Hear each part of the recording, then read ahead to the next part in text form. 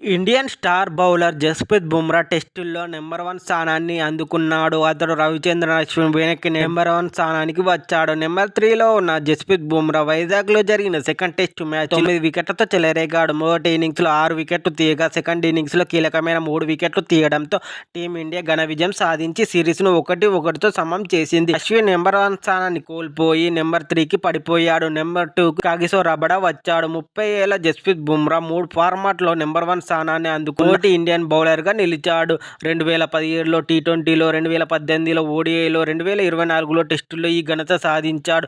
జస్ప్రీత్ బుమ్రా 5 వికెట్ల మార్కును 10 సార్లు అందుకున్నాడు. టెస్టుల్లో జస్ప్రీత్ బుమ్రా 150 వికెట్లు తీయడానికి కేవలం 34 ఇన్నింగ్స్లో ఈ ఘనత సాధించిన సెకండ్ బౌలర్గా నిలిచాడు. ఇండియన్ స్టార్ బౌలర్ ఇంగ్లాండ్తో జరిగే 3వ టెస్టు ముందు అతనికి విశ్రాంతి కల్పించారు. Please do subscribe my channel. మరిన్ని అప్డేట్స్ కోసం నా ఛానల్ని సబ్స్క్రైబ్ చేసుకోండి. Please subscribe me.